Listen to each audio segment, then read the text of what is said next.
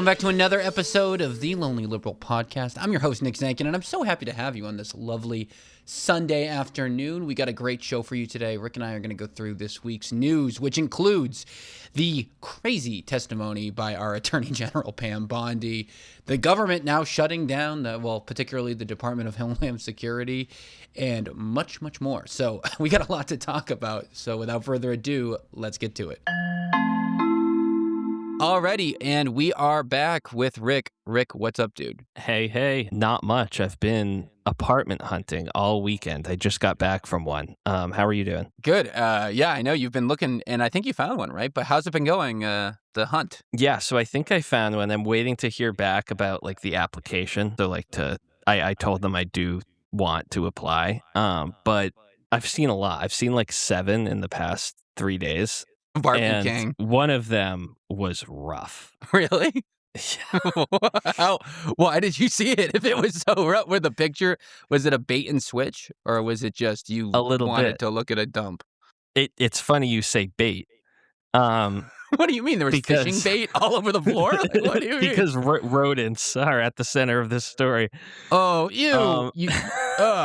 So you know how I feel about the vermin. Yeah, so I'm trying to find like a studio or 1-bedroom in like this north of Boston area. That's the most expensive place to live in the country. So it's rough. But so I'm looking at like the cheapest 1-bedrooms you could find. And there was this one in Medford that was weirdly cheap. Like I'd say like $400 per month cheaper than you would expect for a 1-bedroom of that square footage in Medford, close to the T and everything. But I was like, oh, maybe they need somebody urgently. I'll go check it out. I used to live like 2 streets away. So I went and saw this place yesterday, and it's massive. Like it's basically a 2-bedroom because there's an office. That's huge. Giant That's nice. living room. Yeah, giant kitchen, giant bedroom, giant office. All for less money than like studios in the same area. So I'm walking around and I see one of those like mouse traps that can catch like multiple. Like it's kind of an enclosed little thing. What do you mean, like a box? Yeah, it's like one of those exterminator boxes. You saw that outside, right? Not inside. Inside. What? Inside. Those are outside devices. Where the mice go in and don't come out. Like a chamber? Yeah. What happens inside? You're right. And now that I'm thinking about it, the only time I've seen that type of trap, I think, is right outside a house. You'd see them when I lived in the city. Like you'd see those out like in front of apartment buildings, like those little death chambers for mice. Yeah. So I'm just like walking through this place. It's very old, and in the room with the trap, I do notice like the floor in that room is so old that there's like almost holes in the floor. So I'm thinking like, oh, that's probably where the mice are coming in the massive holes throughout this room. This is the office. Cheese floorboard. So I go to the guy, the realtor showing me. I go, hey, I noticed the trap in that room. Is there like a giant mouse or rat problem here? And he goes, I'm not going to lie to you. Yes, there is a very large rodent problem. He said, yes, there's a very large. And I said, really? And he said, it's a nightmare. He said, yes, we are working on it and we're trying our best, but there's been a lot of construction around. But it is pretty bad. The people on the floor below this apartment just got a cat. That was the defense system? Yeah, there's a like cat in the apartment that reason. Below? So they were don't worry. There's a cat there's a cat watchdog cat. He's basically telling me if you get this place, it's going to be filled with mice or you have to get a cat to eat them. Like, there's no other option that he's suggesting. And that's still disgusting because a lot of the times the cats don't even eat, like they just kill them and leave them. You know what I mean? You just see a graveyard of mice. Of course. And it immediately explained, like, why this apartment's so big at this price. Because I'm sure they tried to sell it for $500 more per month. And when people find out about the mice. They're like, no. Dude, I would pay $500 more per month just to get away from the mice. Like I hate Right. mice. Yeah, you hate mice too. We both hate mammals a lot. Not all mammals, but a lot of small furry creatures. Yeah, but it's also interesting to me that I had to ask about it. And He's gonna hope and let it slide. he replied, I can't lie to you. There's a very big problem. The sigh And it's like, is so if funny. I didn't ask about it, he wouldn't have to tell me, I guess. But since I asked, he couldn't legally lie. You go, by the way, there's a giant outside rat killer box inside the house. And he goes, oh. Just hoping that you wouldn't notice the giant rat box. Literally the only thing in an empty apartment is a rat killer box. It's just like, it's like almost like right about to become like a Tim Robinson sketch, like, fuck. And it's like him just flips out at you. There's rats are everywhere. But I'm glad you didn't see any, though. Yeah, I mean, I tried to get out fast. But what's crazy is, like, I tried to be nice. Like, I was like, oh, I'm seeing other places, but, like, I'm not sure about this one. Like, I didn't flat out say, like, no, I'm out. But I, like, got out of there quick. And then I didn't hear anything for the past day. And then right before we started, he just texted me. Like, hey, just checking in if you're interested in applying for it. I'm like, no. That last interaction went as bad as anything could have gone. Yeah, I'm actually looking to get a cat. Don't worry, we're looking into it. By the way, the neighbor got a cat, so maybe that'll help.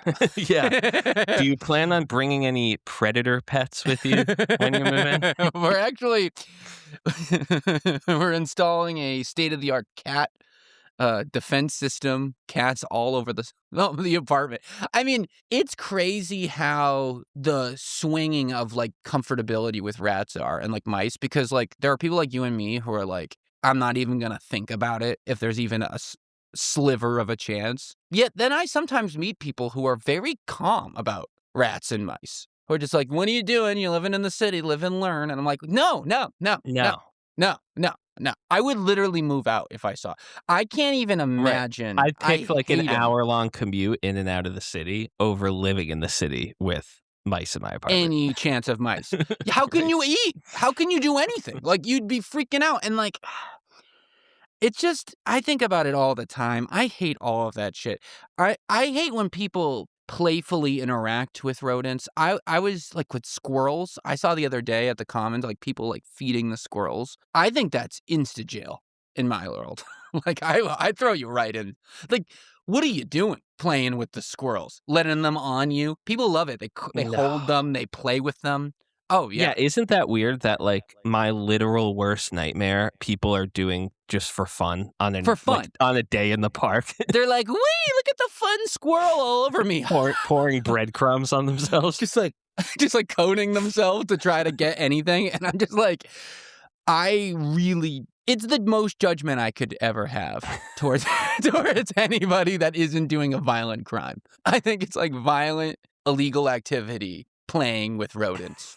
Yeah. like that's it. And yeah, but it was a good lesson because I've had a few other apartment tours since that one yesterday morning, and now everyone I'm asking the question because I know they don't have to tell me, but if I ask, they have to tell me. And they could have secret boxes where you maybe a little more hidden, right? Like underneath some appliance or whatnot, like. So you should ask. It's a good question.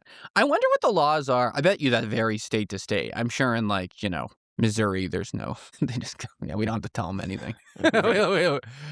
Yeah, anyways. And that actually, it's an interesting tie to, well, it's not a direct tie, but it is interesting, to know that, what if you had bumped into the neighbors and they were just like, there are rats everywhere. Yeah. Would you, because on my street, growing up, there was a house that was sold recently and someone got killed in the basement of the house and it got bought pretty quickly. And I was thinking to myself, did the real estate agent tell them? Because that would be a big turnoff. There was a murder in the basement? For sure. Unless you're our friend from high school who bought Aaron Hernandez's mansion.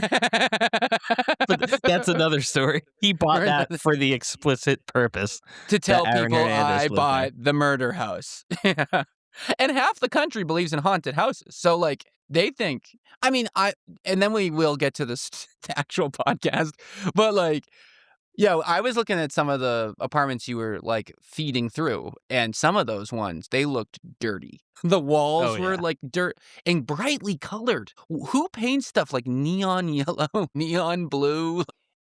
Literally last, like, I can't believe how little people clean up when like taking photos for their apartment to like post it on either, Craigslist, apartments.com. Like the dishes won't be done. There's like shit all over the bed. I'm like, clean up. Like, aren't you trying to make it look good? Right, Do the because dishes. those people literally never clean up, because if there's any opportunity to clean, it's when you're taking photos to post it for There's the like, next tenants. here's my So, yeah. kitchen.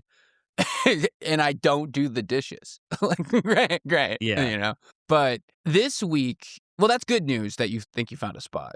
And it maybe is the only sliver of good news this week, because this week was a rough. This week, every week we start this show basically saying how, what a national embarrassment are we talking about this week? And this week's national embarrassment was pretty damn embarrassing. I mean, it might be up there for one of the most humiliating moments of the last year. And that is Attorney General Pam Bondi's hearing over the Epstein files this week. I mean, usually for these shows, I get up a couple clips. There's one joke, Trump yammering on about his baseball skills or something like this. This one hearing alone, I watched the entire 5 hours of testimony to get my favorite moments. What I do for the show, you Wow. guys can thank me later.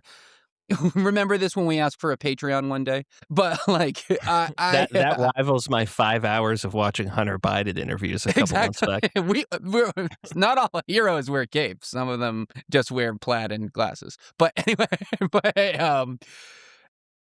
it was a rough showing, and I'm gonna play you a bunch of clips, and in case you hadn't heard them, but I wanted to get your immediate thoughts before launching. What did you think seeing what you saw? It was, yeah, again, of course, embarrassing, especially when this Epstein stuff has become such an international scandal. And so many people around the world are resigning in shame from being loosely associated with Jeffrey Epstein, as opposed to Trump being really close friends with him and appearing like millions of times in it. Bondi's defense, she was so defensive and mean, antagonistic and mean that, one, it makes sense because, as we know, like, this term of Trump is just loyalists across his cabinet, right? There's nobody course, with yeah. like their own backbone or own views. Like, it's just all about being loyal to him. So it makes sense that she would constantly spin questions about victims into, you're just attacking Trump's economic record or something crazy. But it was so aggressive that it wouldn't shock me if she was fired or resigned or impeached, just because if Trump sees this as unsustainable politically, the way things are going, I can see him being like, you know what, Bondi was kind of crazy, like, she's gone. And you would to think try under to a try to normal get past this whole thing, which shouldn't, even if that happens. Trump is the one that was friends with Epstein, not Bondi. So that shouldn't get us past anything. But I can see that happening now. But yeah, what was your first impressions? I think she's going to end up going to jail for this. Like, honestly. Like, I think people forget with Watergate, Nixon didn't go to jail, but his attorney general did. And I think this... So on Wednesday, I did the show Top 5, leaders that I think should be removed from office in the Trump administration, which, by the way, the premise that even is a possible show is crazy. That there are over 5 that list isn't obvious at one time that should be removed from office. And I had Bondi, this is when it was actually happening, I still only put her at 2. I think Kristi Noem still would be my 1. Not to spoil the episode, but the lying is just unbelievable. You know what I mean? Bondi, though, I wouldn't fight anyone who put Bondi at 1. I think they're kind of interchangeable. And I'll get into more of the specific moments and clips, but I do think this is the first time, a little bit of a positive spin on this. I think the Trump's administration is incompetent narrative has finally started to really seep to the average American. Like, I think this, we always talk, oh, will MAGA break, will MAGA break. I think if Trump keeps Bondi, this will be the beginning of the breaking. I actually do. Because this was so outwardly incompetent, and she looked like such an idiot, and she was so... And it's tied to Epstein, which is already one that kind of ruffled the feathers a little wrong. So it's kind of like this double whammy, And I don't think they'll turn on him or like crack on him like fully, but I don't think it will because of the morals of Epstein. I think it's just an incompetence of a handle. Like, I think that actually will hurt him more than Trump being friends with Epstein. Like, I don't think that matters. What do you think about this? Yeah, they have botched the handling every step of the way, but part of the reason they've botched it is because they didn't want to release the damaging stuff about Trump himself. Of course. Yeah. Of course. But that people don't think that, though. Like, what they'll think is, oh, there are other billionaires, like donors that we don't know about, like random ass old guys. You know what I mean?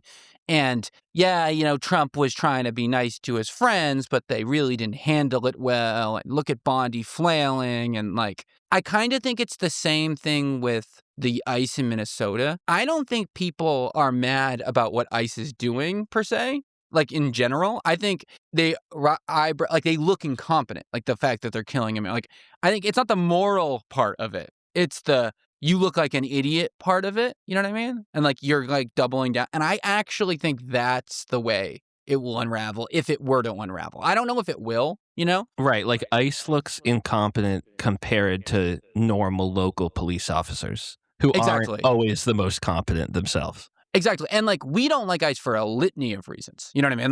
Like, but them being incompetent is one of them. And I think as that gets more and more outed, just like like the legal system, like, I don't think MAGA will ever go, Trump's a bad guy, he was wrong, blah, blah, blah, like the moral of it. I think, though, I could see a world where they start going, they give him the Reagan excuse. Oh, he's so old, these creeps took advantage of him. Oh my God, like what they did with Bush and Cheney, you know what I mean? This narrative is ripe for the taking. Like, this feels, and then Vance is going to be the Cheney in this situation. Oh, especially with how unpopular Project 2025 was and is in general, like, they can really pin that to Vance. Be like, he's a 2025 Project 2025 Vance stuff. Trump was never really on board, but they got in his head. And he was such an old guy, and they took advantage of him. He was such a good guy, but he was just old, and when people turn old, they just aren't as sharp as they used to be. Like, this is the story that people are going to tell themselves. I really think that. And I think moments like this lead to it. So let me play some clips. And I wanted to start with her opening monologue. So, how these things go. They say their initial kind of piece, and then the questions kind of go. And a lot of the things that got the headlines were, the representatives going, Jayapal Pramila going, hey, the victims are behind us. Will you apologize to the Epstein victims? Her going, not even acknowledging them. The guy asking, hey, like, raise your hand if you were allowed to speak to the DOJ. None of them raising their hand. The victims, that is. Like, all these embarrassing moments. But this monologue is brutal. And I think it really encapsulates the energy of all of it. But yeah, let's hear this. You sit here and you attack the president, and I am not going to have it. I'm not going to put up with it. All they want to do, the American people need to know this. They are talking about Epstein today. This has been around since the Obama administration. This administration released over 3 million pages of documents, over 3 million. And Donald Trump signed that law to release all of those documents. He is the most transparent president in the nation's history. And none of them asked Merrick Garland over the last 4 years one word about Jeffrey Epstein. How ironic is that? You know why? Because Donald Trump, the Dow right now is over $50,000. I don't know why you're laughing. You're a great stock trader, as I hear, Raskin. The Dow is over 50,000 right now. The S&P at almost 7,000. And the NASDAQ smashing records. Americans' 401ks and retirement savings are booming. That's what we should be talking about. We should be talking about making Americans safe. We should be talking about, what does the Dow have to do with anything? That's what they just asked. Are you kidding? Yeah, what does the Dow have to do with Jeff Epstein? Yeah, that's a pretty good question. Like, what are we talking about? If that wasn't like a pre-written rebuttal gone wrong live, I don't know. You know what I mean? Like, it would a bomb. Yeah, what a bomb. It's straight out of a movie, almost. The way she's so passionate and so defensive. And then she, with no transition to go from victims to the Dow, is wild. Pointing the finger to Garland and going, no one asked anything about this with Biden. President Trump, the Dow. Like, just like, and like, it's so funny, not just because it's so awful and embarrassing, but just like a thought I had when I was listening to that was like, one of the things Biden got criticized about during the campaign, right, the 2024, was he was like, what are you talking about? The economy's great. The Dow has gone up like crazy. And everyone went, we don't care. We're all poor. Like, we don't benefit from that. And it's funny that lesson didn't last even really a year. You know what I mean? Like, in this administration's head. And just another example of that, like, the disconnect between people and like real people. Yeah, and something we've talked about before is like how politicians of both parties manipulate economic statistics. Like, the unemployment rate is really low, so whoever's in office will stress that and ignore the fact that inflation's the highest it's been in 40 years. Or when inflation's really high, like, they just switch around which thing they're emphasizing. But usually it's still, like we talked about a few weeks ago, like the labor force participation rate, unemployment rate, various indexes of the stock market. Like, there's so many different things that you can pick out one of those and make it seem like that's an accurate measure of the economy, but obviously it's not. But I just think it's funny, like the Dow Jones is low on that list. Like, they must have ran the numbers on inflation, unemployment, maybe the S&P 500. Like, there were a lot of statistics they looked at that are not good for Trump until they were like, all right, if you get to this point, bring up the Dow. That's all we got. And it's just like, we're talking about a pedophile case. And you're like, we shouldn't even care about the pedophile case. We should be caring about this one stock that's going through the roof right now. And it's just so stupid because the stock market just goes up basically because of inflation and just general corporate profits and stuff like that. But like, obviously it's like this, you know what I mean? But like, it's just so embarrassing. And that one is like what sets the tone. And one of my favorite moments of this whole thing was from Representative Ted Lieu, from California, who, by the way, has really shot up the ranks in my, not just a level of respect, but just like in like a good, like it seems like a really good politician doing a really good job here. I've thought his performances consistently throughout this year has been excellent. And once again, I think he absolutely killed it.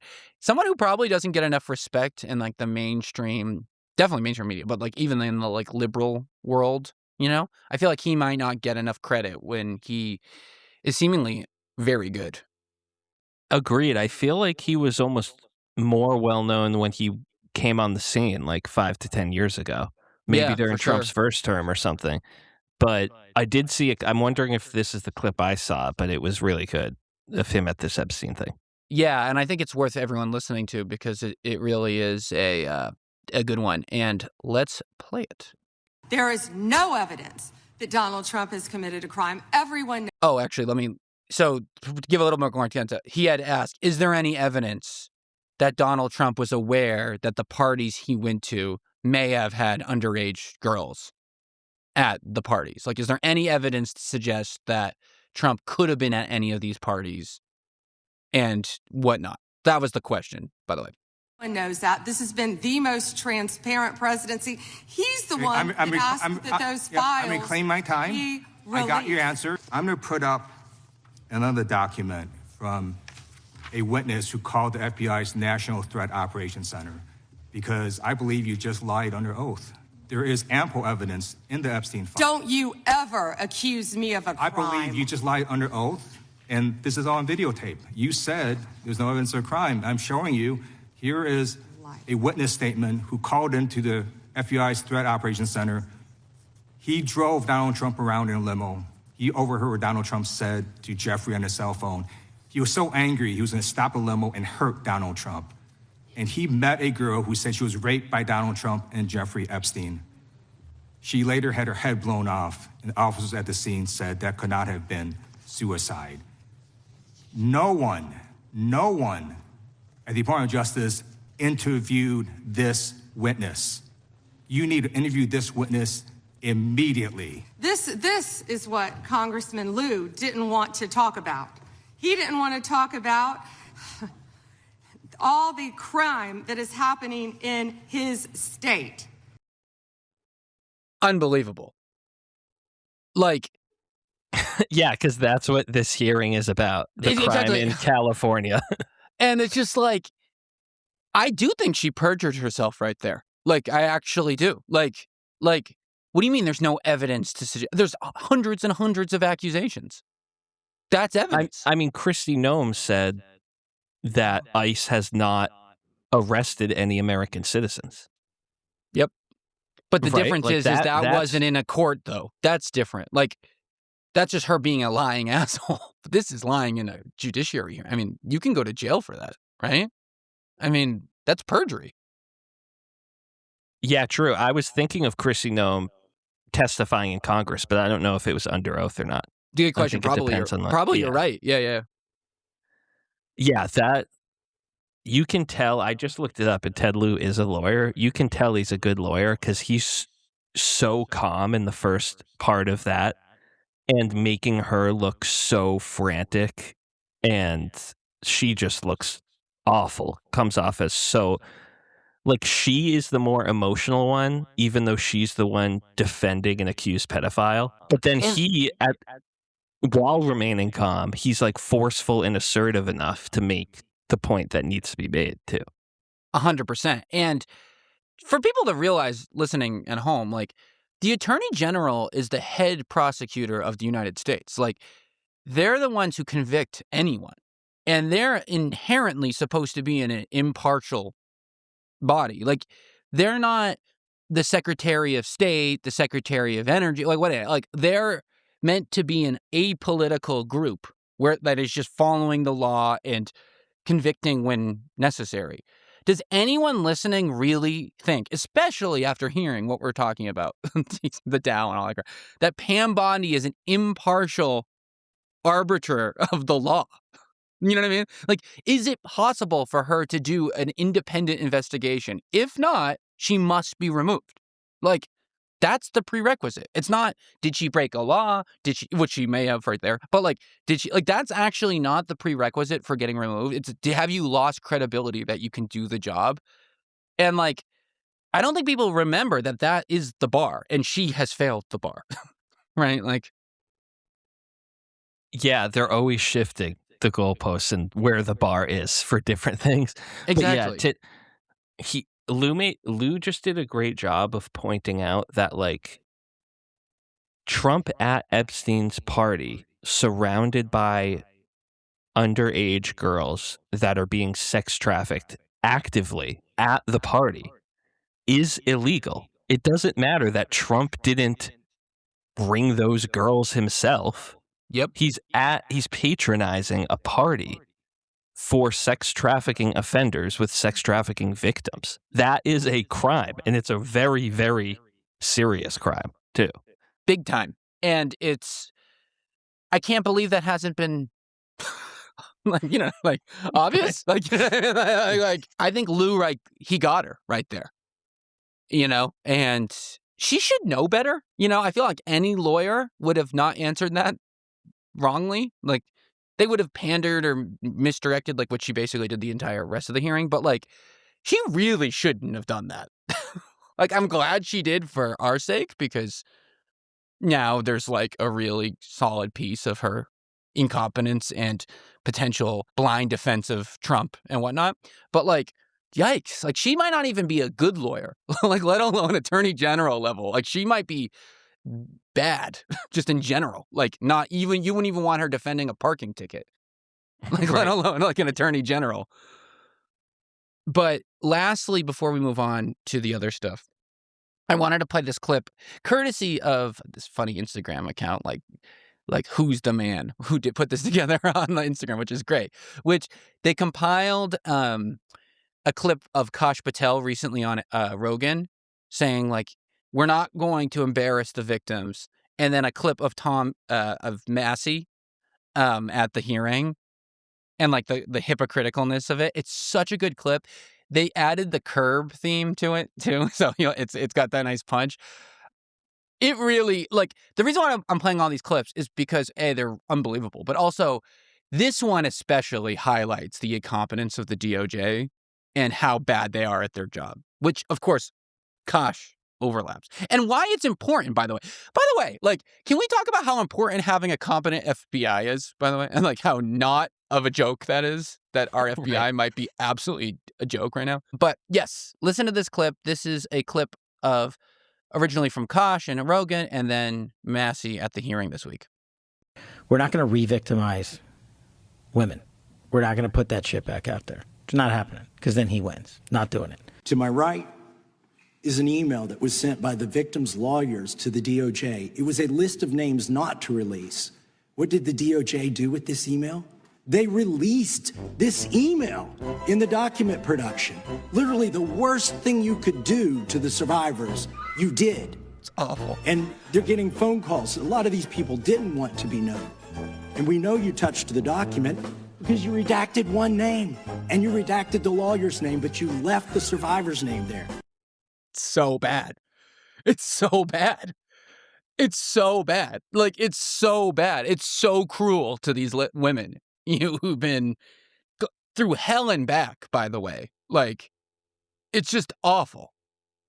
It's awful. And then since that clip, yesterday, I think it was, yesterday, Saturday the 14th, the DOJ sent this letter to Congress basically defending the redactions that have taken place so far in the Epstein files. Obviously, only some of the redactions, but I really didn't like this. They basically, so the letter defended the redactions, and then they also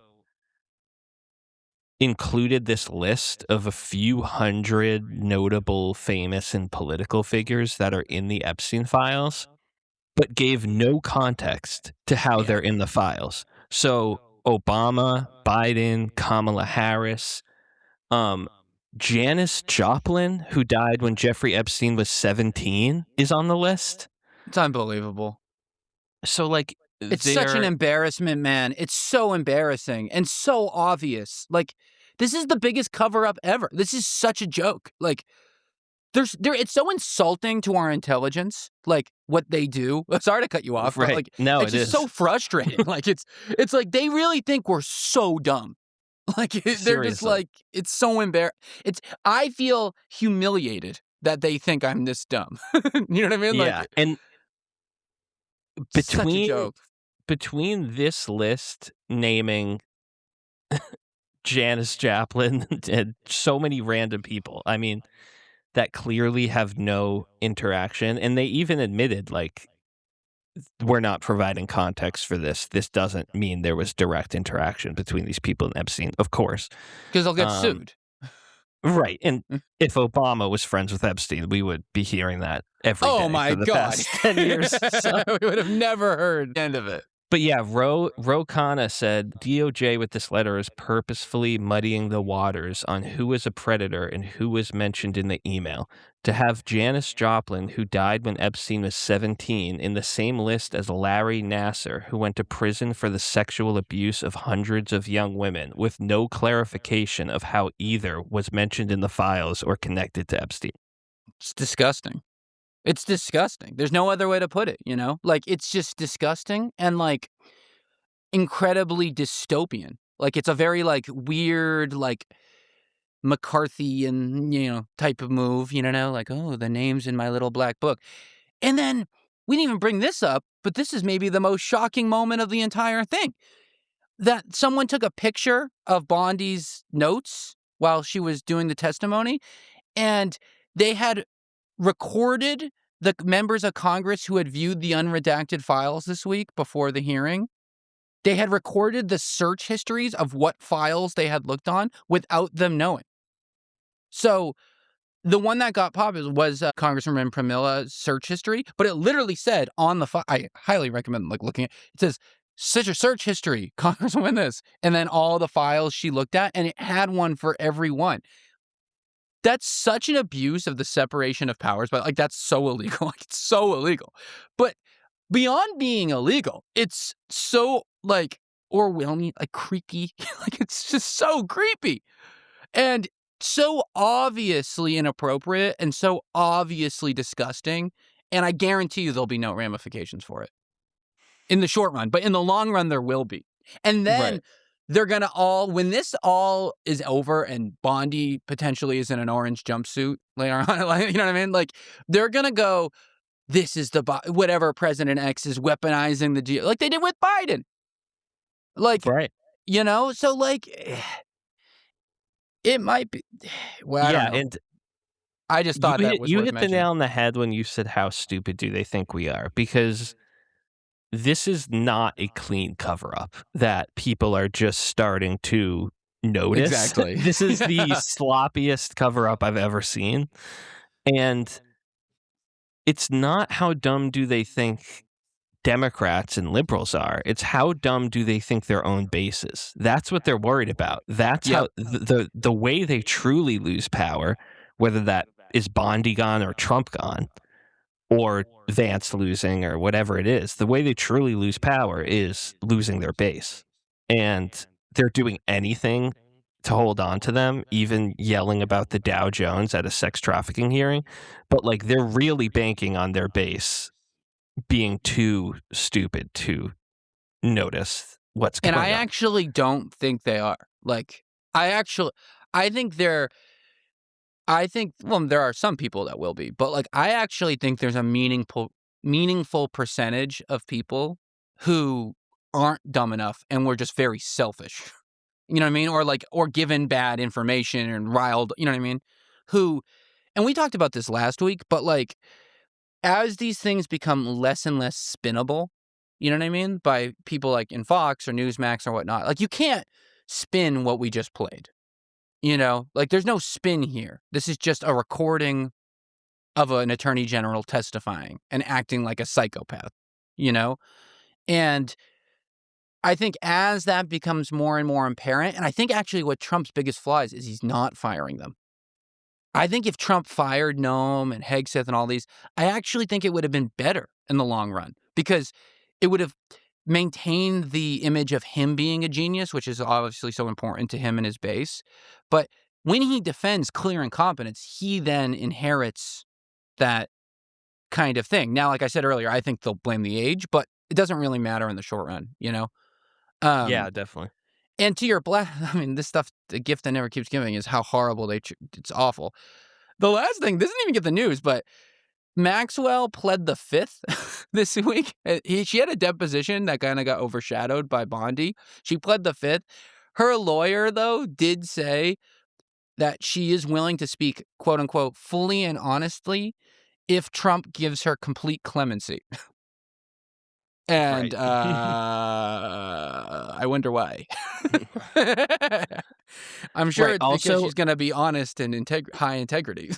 Also, they asked Bondi why Maxwell was moved to a nicer prison after they met with her a few months ago, and she said that's a question for the Bureau of Prisons.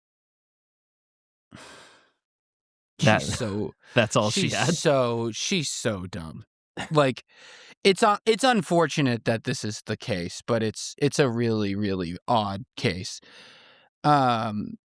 But just to kind of close the loop, there was a few little more Epstein-related news before we go into Minnesota. But in the files this week, it was uncovered that Dr. Oz had invited Epstein to his Valentine's Day party from 2016.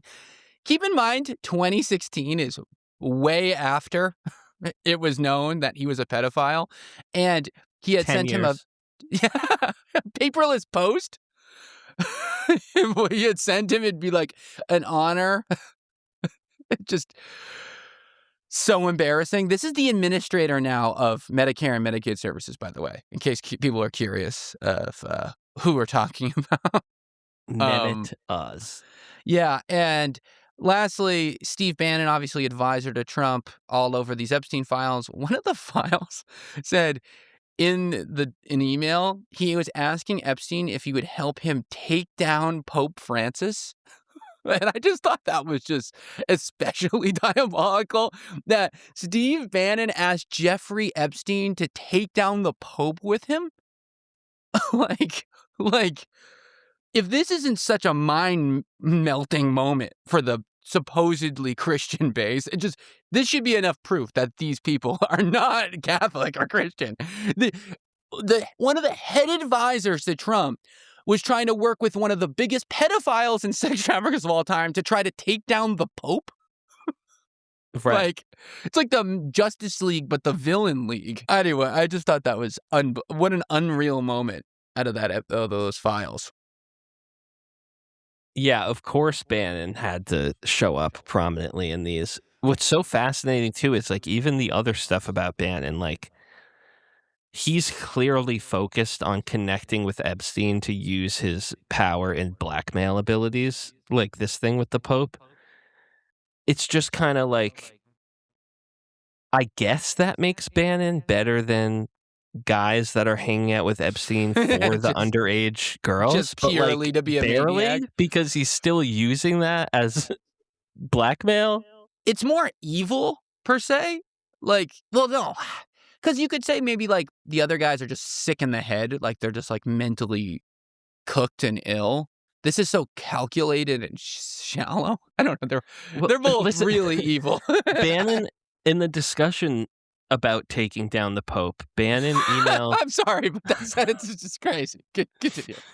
Bannon emailed Epstein asking if he read the book Closet of the Vatican, which makes the claim that 80% of the Vatican clergy are gay.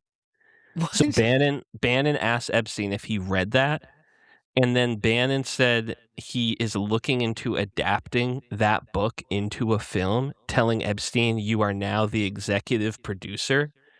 What? And Epstein adds, Chomsky is asking when film in his reply. So apparently Bannon was working with Epstein to produce a film adaptation of a book about how the Vatican is mostly full of gay men. guys. Yep. That's a brand new sentence. Yep. That's a thing that happened. That happened out loud. And Noam Chomsky is also a chief collaborator on this film adaptation. Yep. Oh, fine. This is just fine. Everything's fine. And we're going to move to ICE now because that's honestly maybe even a bigger story. But imagine if we treated Epstein, maybe conspirators, the way ICE treats people. Like, you kind of look like, if we use ICE logic, you kind of look like a criminal and you're a criminal until proven innocent. You know what I mean? All these guys would be dead. Right. You know what I mean? Seriously. Like what like the hammer of justice is weirdly swift on someone who just looks potentially Mexican versus, like, you know, maybe the worst pedophiles in history. A lot of nuance needed for those discussions. Exactly. But a dude working in a Home Depot, we're pretty sure he looks Mexican. Let's throw him in jail. Right. And yeah, so the government has shut down, but only the Department of Homeland Security has shut down just last night. So it's just today is the day. It only 8% won't be getting paid, and it's just TSA and FEMA and the Coast Guard is not getting paid. ICE and CBP are still getting funding because of the Big Beautiful Bill getting funded last year. So all this is doing, and this is very important because this is going to be held as like a win for the Democrats for trying to like negotiate ICE things. But actually in function, ICE is fully funded. This is only punishing TSA, who I'd really like them to not punish. I would actually prefer. I'm actually way more concerned about the quality of TSA than ICE personally, because I fly and I want them to be safe. So yeah, I mean, ICE has $75 billion and the Border Patrol has $64 billion from the Summers bill, $140 million slush fund basically, and yeah, so. Right now, the government's Homeland Security is shut down, and what that really means is Secret Service, TSA, Coast Guard, and FEMA are working without pay, whereas ICE and CBP are getting fully funded indefinitely. How do you feel about that? It's so insane, and this even drives it home. And this is from the ICE acting director, Todd Lyons. He testified saying the shutdown won't affect most functions of ICE due to the big, beautiful bill funding it, like you said. But he said the only way it could affect part of DHS is their work on transnational crime. So the actual threats, external threats to the country that DHS is supposed to be protecting, that they can't do. But ICE ripping people off the street who have zero criminal records and aren't a threat to literally anybody, they still have funding. Killing Americans. These people are killing people. Like, I mean, it's disgusting. The Democrats have said they would fund ICE if they had a bunch of demands. Some of them of note are masks off, body cameras on, judicial warrants. You have to identify yourself, and racial profiling, citizenship before detaining, verification, stuff like that. All seem like should have been in there from the jump. Pretty easy demands. Don't be a masked, unfilmed person who's not using warrants and only racial profiling. I mean, pretty low bar. That seems like it should be able to be hit. Yeah, and I heard some Republicans said they would sign off on the body cam proposal of that list, but not on the no mask proposal. Because then they don't want ICE officers to get doxxed. But it's like, you mean every other government employee and police officer in the country that doesn't wear a mask all the time? Like, I don't understand. And also, like, literally everybody. Right. You know what I mean? Like us, when these videos are coming out, like, Right. like anyone could be doxxed. It's just ridiculous. And it's funny because in the same breath, they're officially ending their raid of Minnesota. So Operation Metro Surge, which has been there since December to February now, so around 2.5 months. At one point, there were around 3,000 federal officers, 4,000 arrests. 92% of the people arrested had no criminal record, which is unbelievable. It's cited to have cost Minneapolis itself $203 million, and the federal government even more. And people are saying it's over. It's a phenomenal job. They did a great job. Pretty much at the end of the day, 2 Americans got killed, hundreds of millions of dollars got spent, and really only a few hundred people who should have been arrested got arrested. Right? I mean, Yeah, just a disaster. And how do what happens when they send these people to the next state over? Like, how is this a good thing in any way other than they're not terrorizing the same people? Like, they're just moving on to terrorize the next group of Americans? It's 100% true, and I guarantee you that they don't pick a Midwest state for the next one because, and we said it before, but,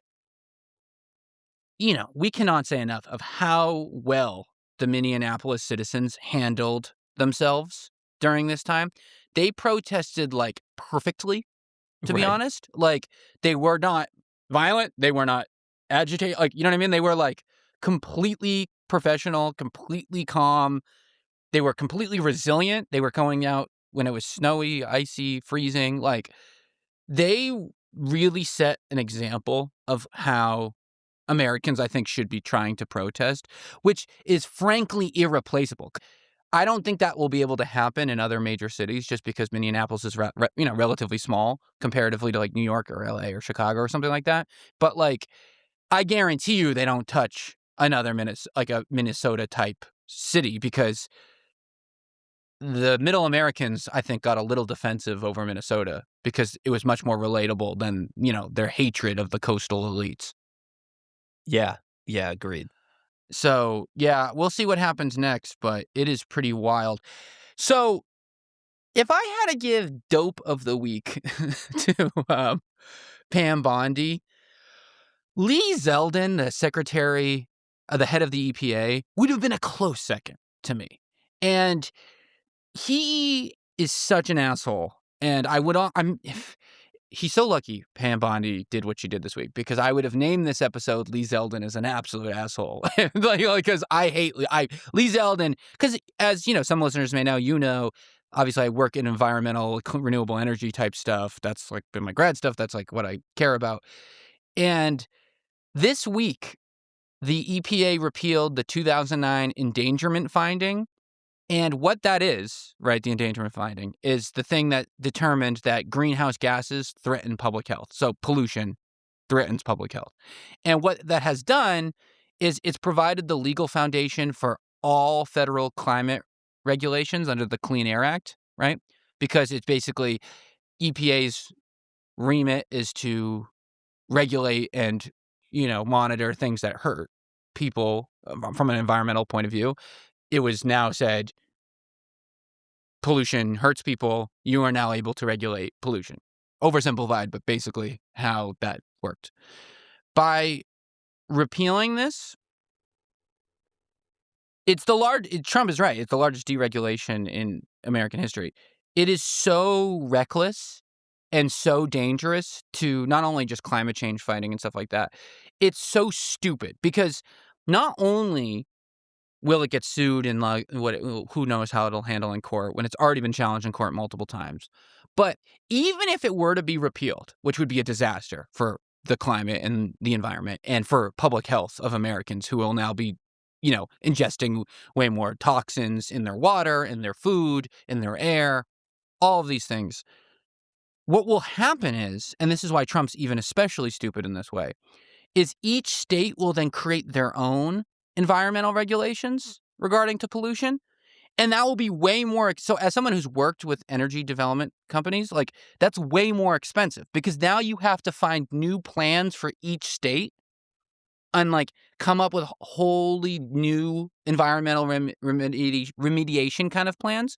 So part of the challenge of California and New York being stricter isn't that they're stricter. It's different. You know what I mean? Currently, I like that it's different, but it's more expensive. That's what adds a lot of the expensiveness, right? Is that it's not standardized. So it actually isn't good for business that they're doing this, because what it does is it makes it more scattershot and varying things. So it actually won't save Americans anything. It'll end up just making everyone more sick. It'll make everyone's food worse. And in fact, it will really harm the environment. And it's disgusting.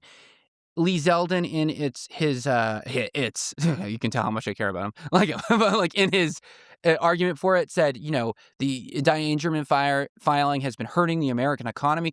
Buddy, you're in charge of the EPA, not Commerce. It's the Environmental Protection Agency. I don't know why that's any of your concern, even if it were true. It's not. I am boiling, as you can see, but now basically anyone can do whatever they want. They can just start dumping things into the air without any monitoring. It's now self-regulating. And I wonder, do you think the companies will self-regulate, or do you think they'll just dump shit into the air, into the water like they always do, but particularly the air? So, yeah. I'm mad, as you can tell. This drives me fucking crazy. And I just, personally, this is the most offensive thing that's happened, just because this is a pet area of mine. Obviously ICE is worse. Obviously the voter stuff that we're going to talk about is worse. There's many, seizing Venezuela. But personally, this is just such a slap in the face to... Well, the And well-being of also, others. yeah, and part of the reason it's so frustrating is that it's getting overshadowed by all the other insane stories that we talk about every week. Yep. Epstein and Greenland and ICE and everything else. And this is why he's doing it now, because there are so many distractions that people don't have the bandwidth to think about the environment, even though, of course, there's arguments that that should be the chief issue in the end. People just don't have the bandwidth to think about all of this right now. And it's so similar to the stuff RFK is doing with his deregulation of asking companies politely not to put food dyes in their products. Mm-hmm. And While approving pesticides that are made out of PFAS and stuff like that. He politely asked PepsiCo to get food dyes out of Doritos, and they said, we're only going to take them out of our new Doritos flavors, not the existing ones. And then they put that on their website. Like that was a big win. That new Doritos won't have Such food a coloring. joke. But it's also, of course, it makes me think of RFK too, because the whole Make America Healthy Again, at least they're pretending they want to make our food supply healthier, even though that's not what they're doing. A lot of their supporters are under the belief that they are trying to make the food healthier. They're not even pretending to try to make our air healthier. They're full out saying we're trying to deregulate this as much as possible.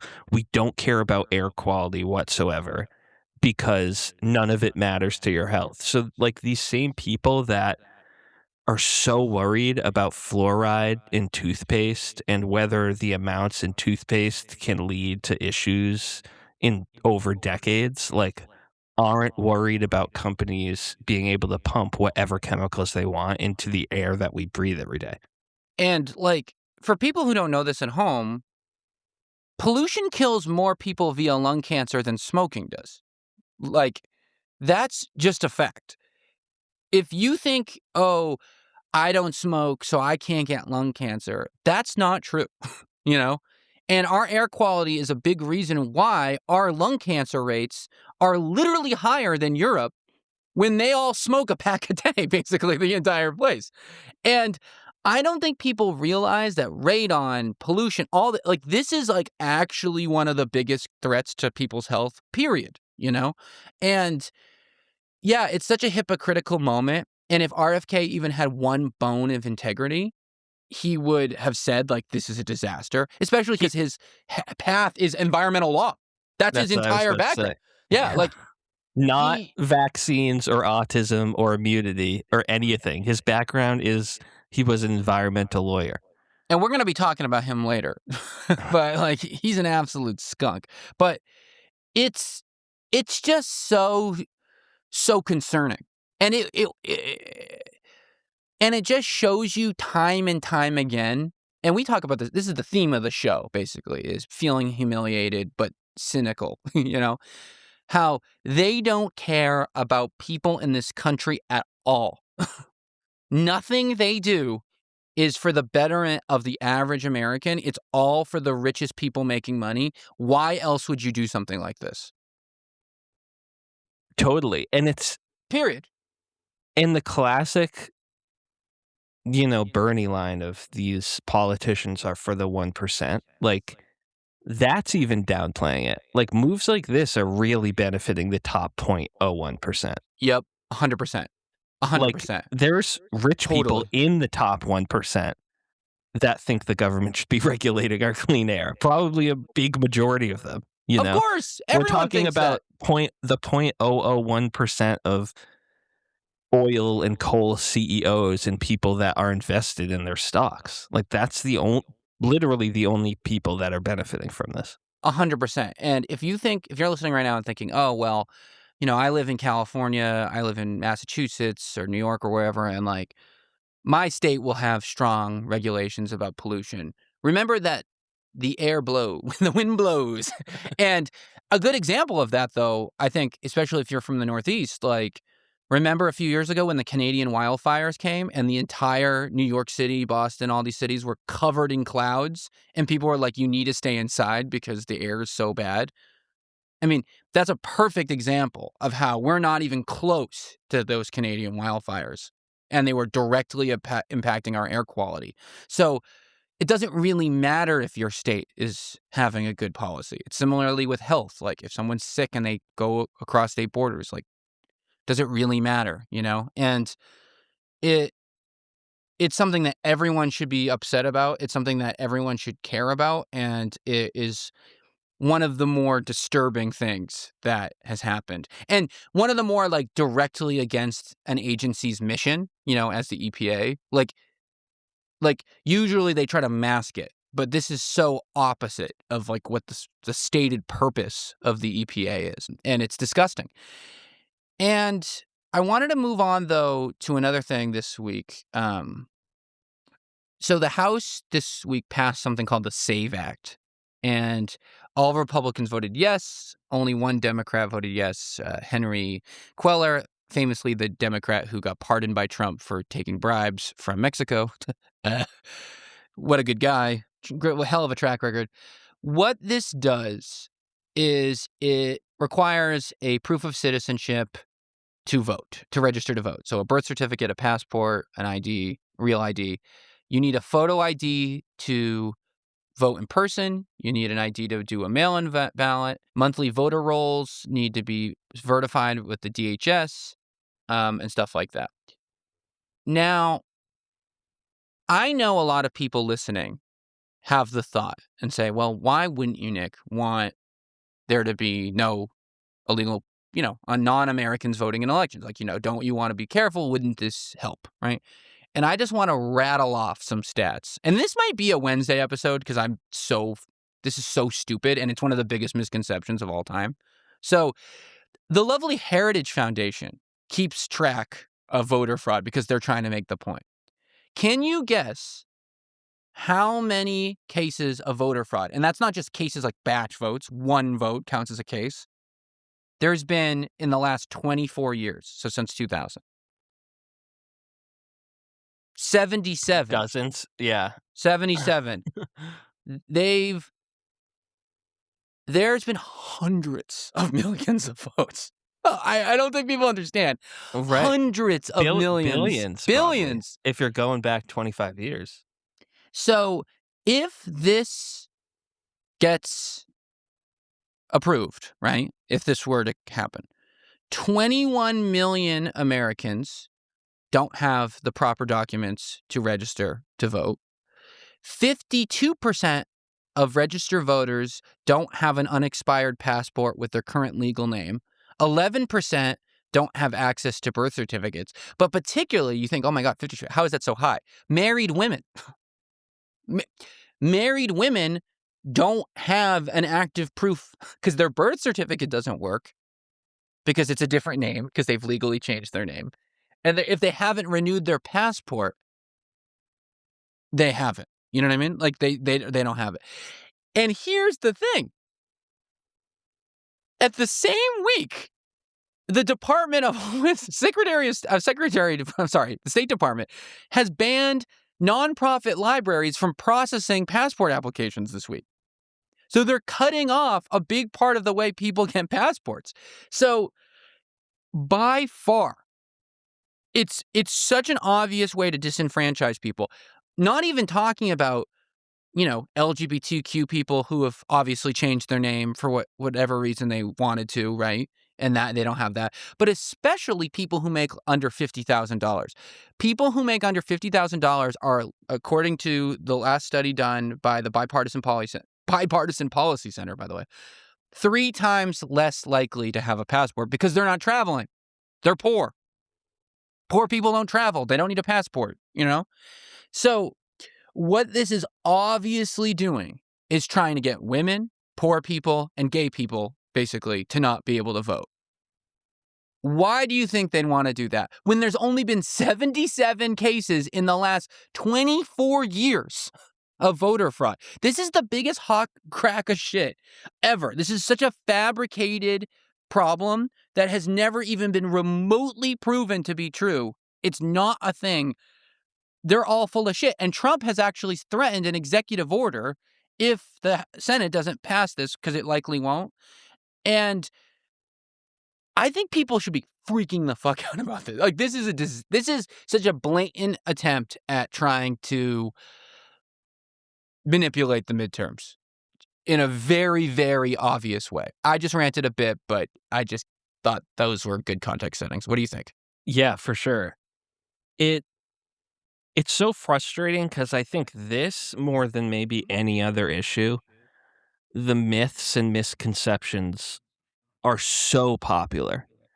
Like, there are polls when they just ask people generally, do you think you should have to show ID to vote? That come back like 75, 80% yes. Yep. So, like, so many people think this is a giant problem of people committing vote. Like, people think this idea that voter fraud is this massive thing in the US, like, is such a pernicious myth. Like, it just won't go away. And in addition to those groups that you said, and I totally agree with that, and they're going after those people's voting rights for obvious reasons politically. But the other thing is they're making it harder to vote via mail-in ballots as well, 100%. which hurts the elderly and disabled communities more than anybody else. Yep.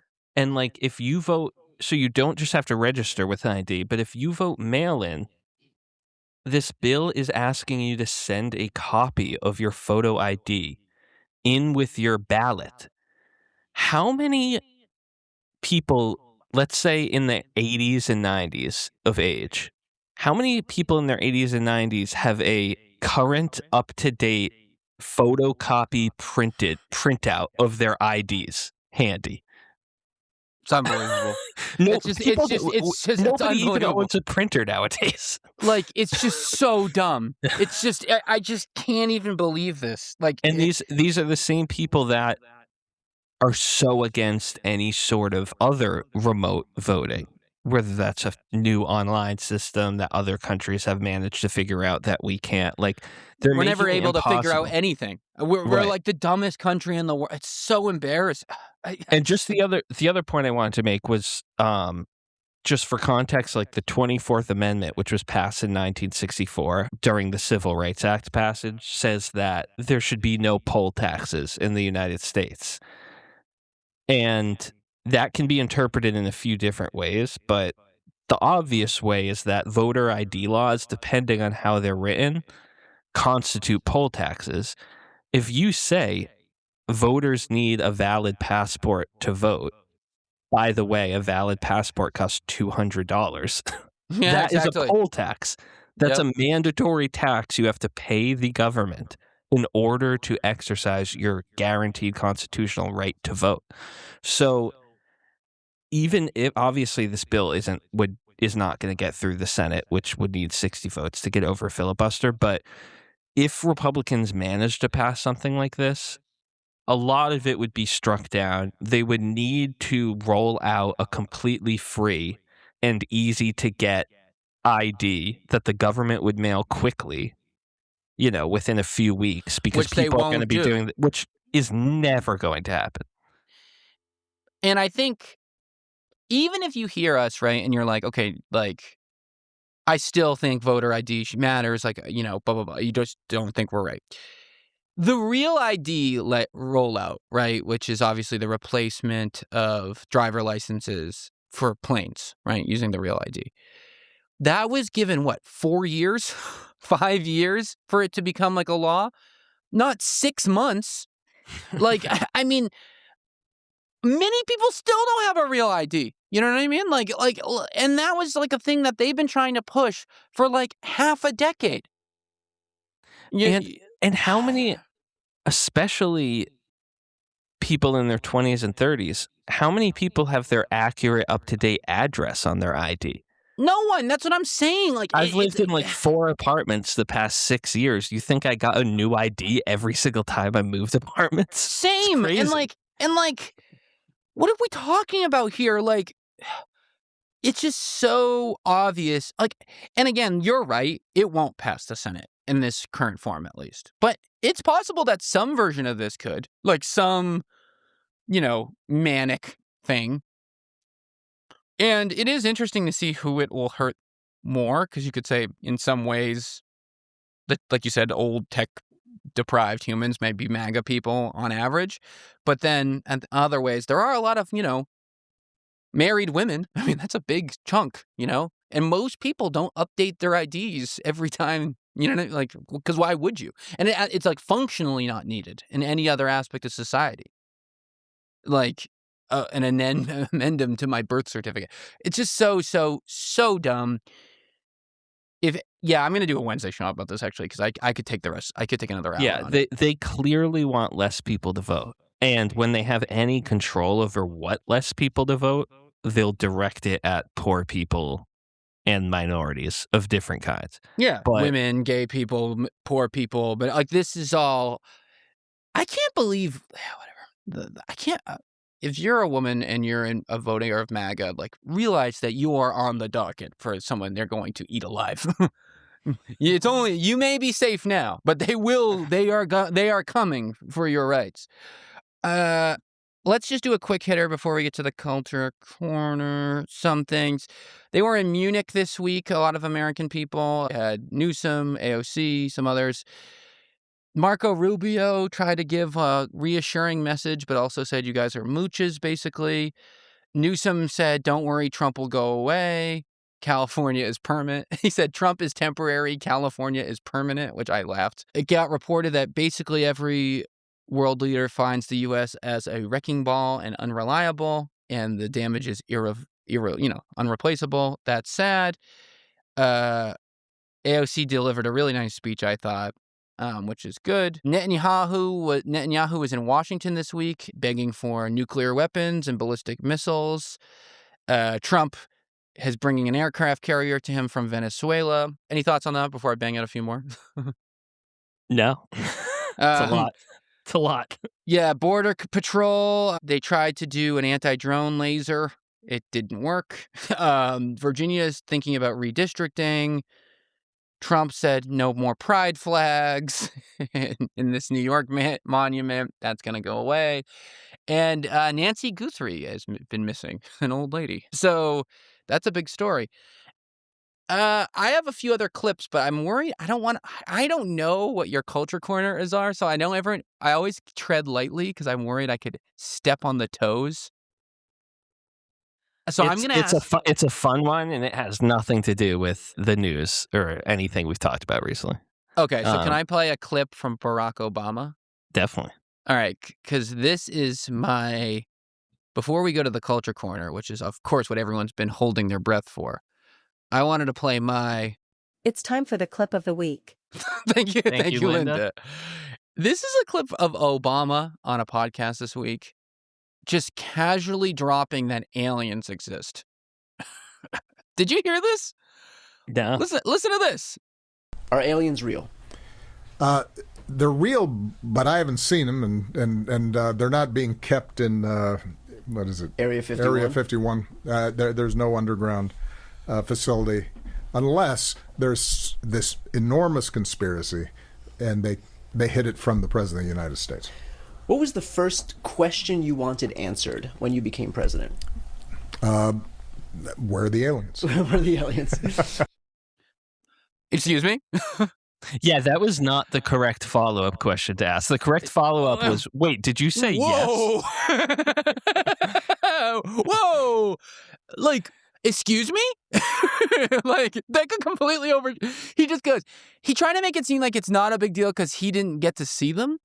But like, right. Because they're not in custody of the federal government.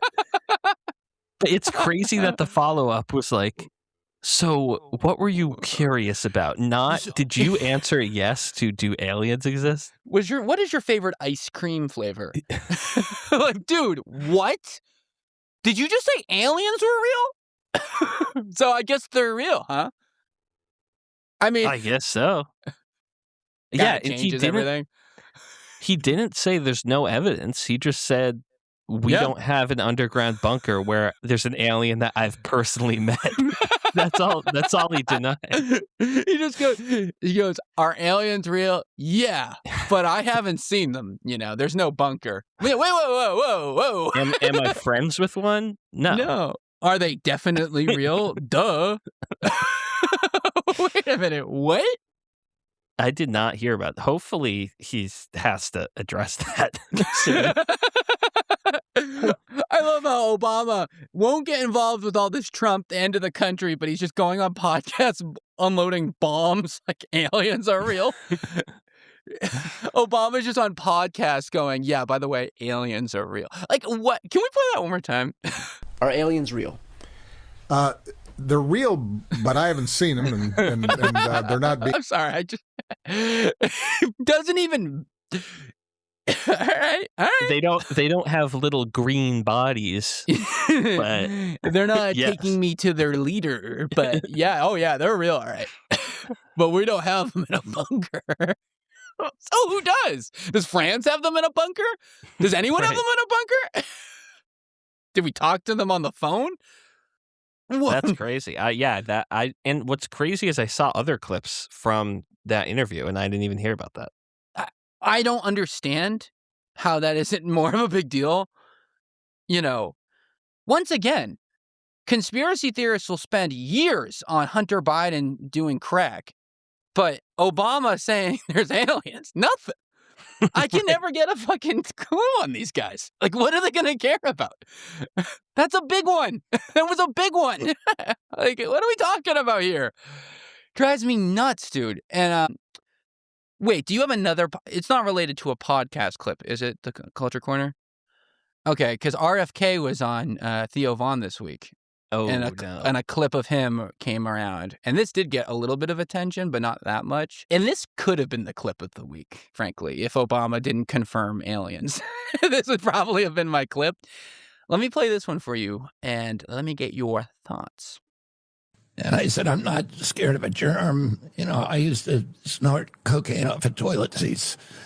And I know this disease will kill me. Right. Like if I don't. RFK, our Health and Human Services Secretary, confirming he used to snort coke off of toilet seats. It's wild. I ain't scared of no germ. I used to snort coke off of toilet seats. I couldn't read till I did heroin. This guy, he bone hunting with Epstein and like famous heroin addict, snorting lines off of toilets, and yet he's the one making our health, flipping the pyramid, eating only ferments.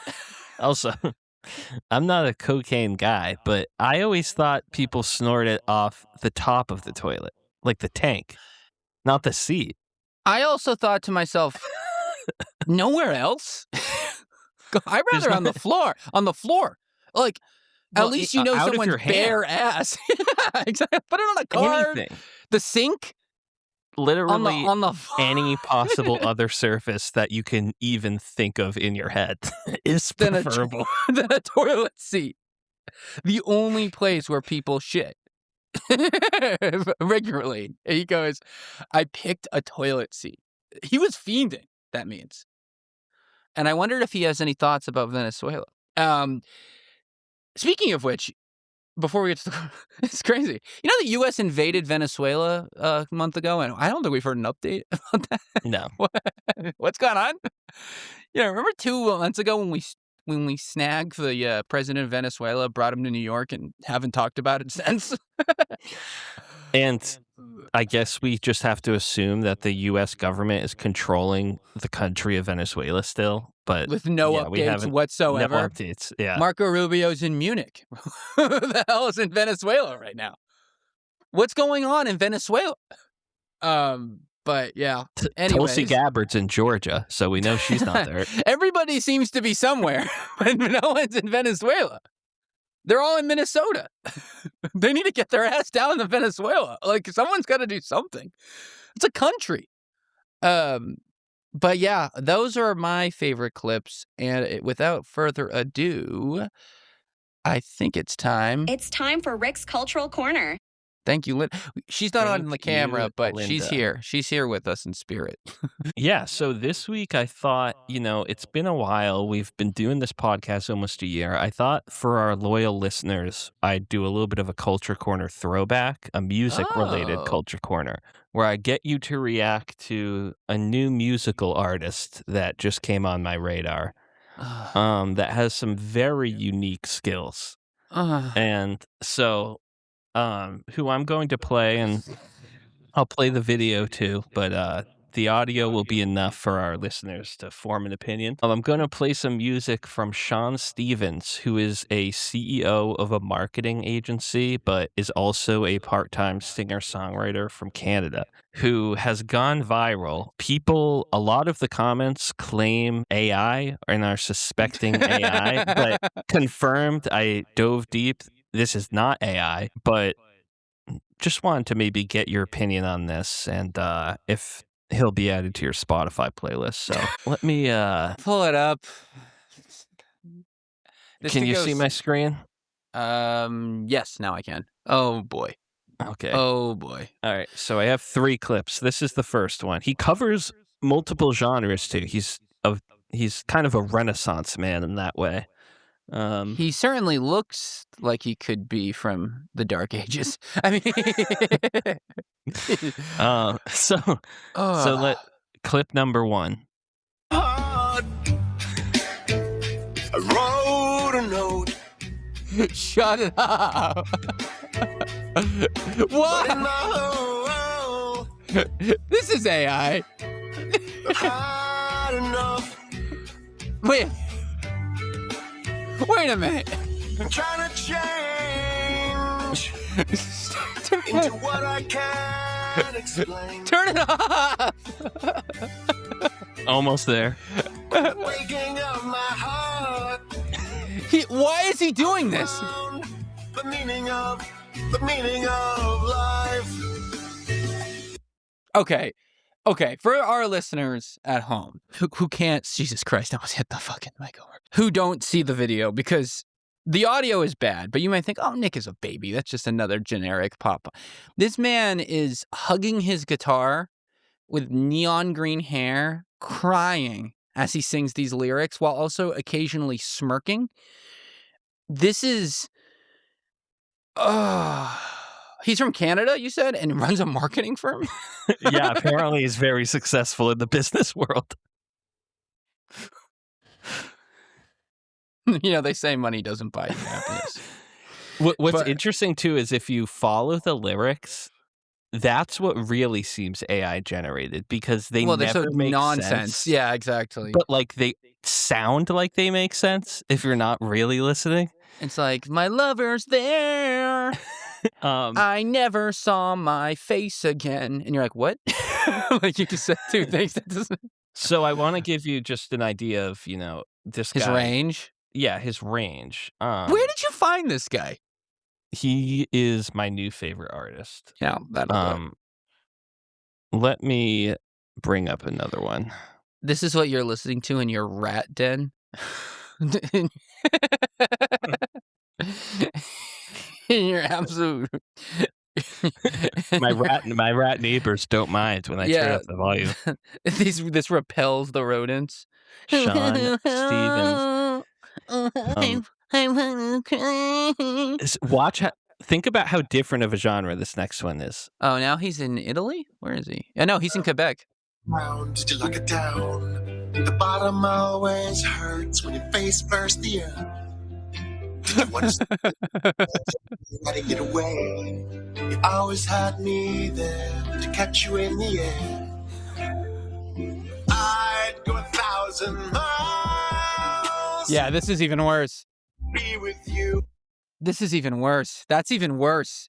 That's like bad Imagine Dragons, Right. It's like Owl City, kind of. That's even worse. Totally different genre from kind of the emo. I prefer the emo. Wow. What's crazy is I haven't played the worst one yet. I saved the worst for last. He needs to... It shows his marketing.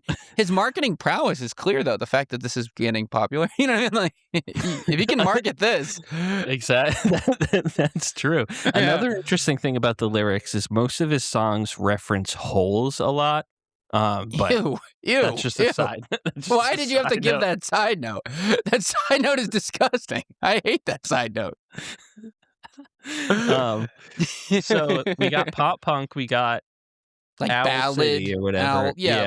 Like now this next one is really for you. This is when you say for me, what do you mean? Like you think this, you're like, oh, he'll like this. I mean, you're gonna see the thumbnail before I start the video, and you're gonna walk away before the video even starts.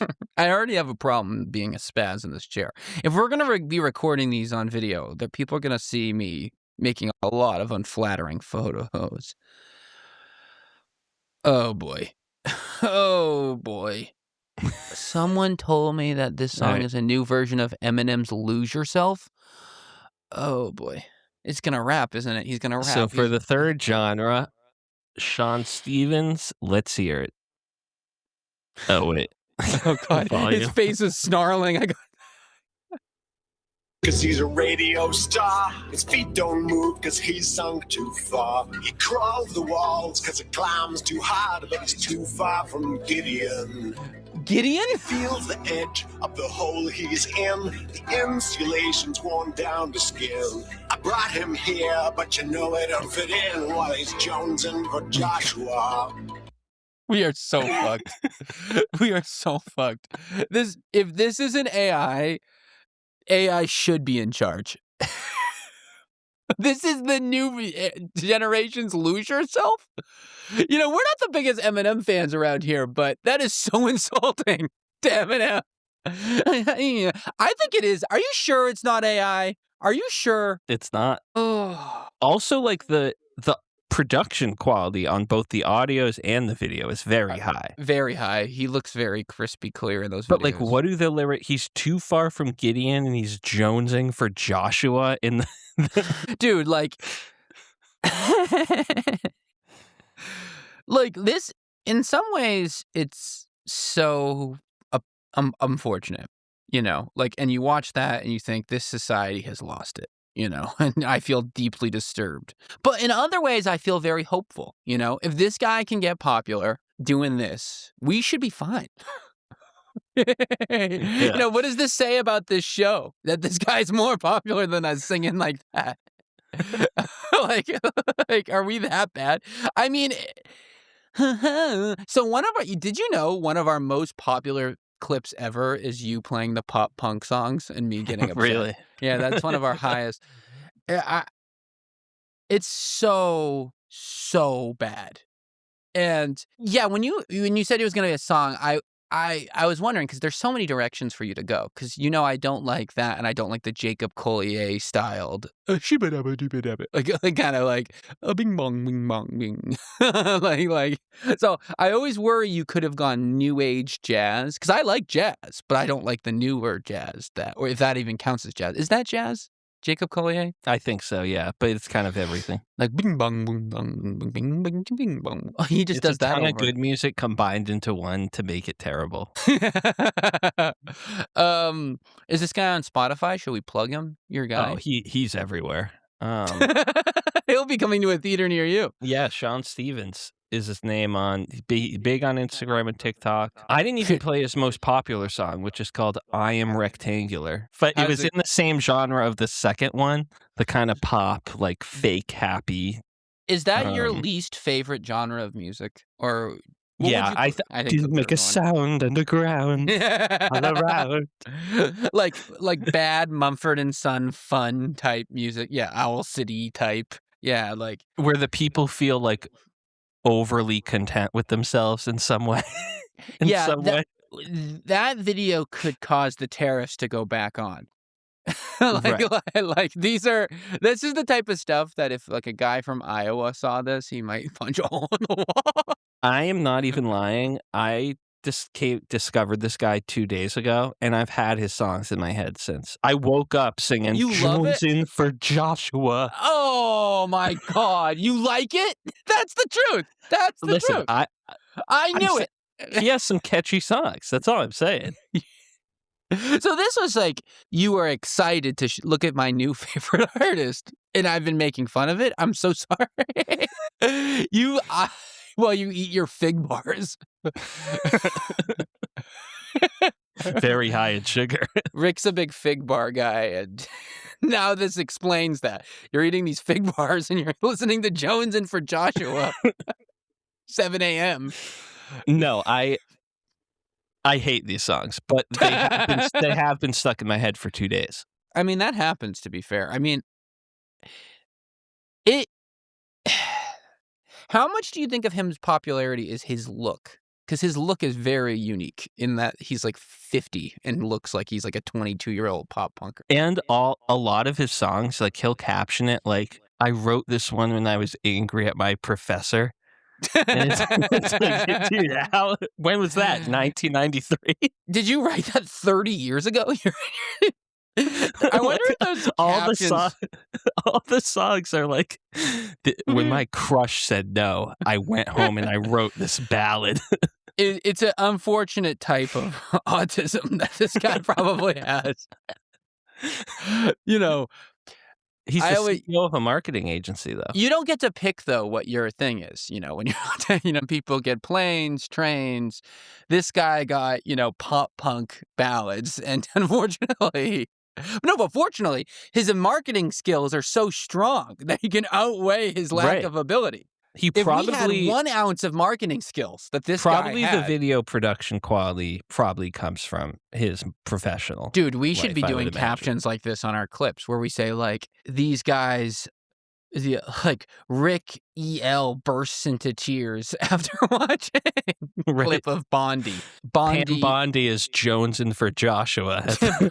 Pam Bondi can't find a reason to go on. Rick E.L. reacts. Ricky reacts. That could be the whole handle. New segment. Yeah, Ricky reacts. Oh! But yes, as people, thank you for that, by the way. What a treat. I'm sure the audience will. The audience won't know this because this is a video. This is the first time we're doing it on video. We are going to become a video pod. It won't be the same. It will be all everywhere still. Spotify, wherever you've been listening, you'll still be able to listen. But if you ever were curious, Rick will only be wearing a V for Vendetta mask for only half the shows. So,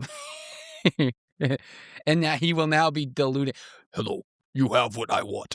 What if we did that? We should figure out how to do that, like the voice altering. Yeah, the voice disguise. I love that. But yeah, so yeah, make sure to check the YouTube out. But anyways, that was a hell of a show. Thank you, Rick. Thank you. I'll talk to you later. See you, dude. And that's our show, folks. Thank you so much for listening today. If you like the show, please give it a 5-star review wherever you're listening, or YouTube, like, subscribe, comment. Let me know what you think. A lot to talk about, but I'm really curious what everyone thinks. You can either email us at thelonelyliberalpodcast@gmail.com, or just comment on YouTube, on Instagram, all that stuff. So, yep, we'll be back on Wednesday per usual. And until then, take it easy. Bye.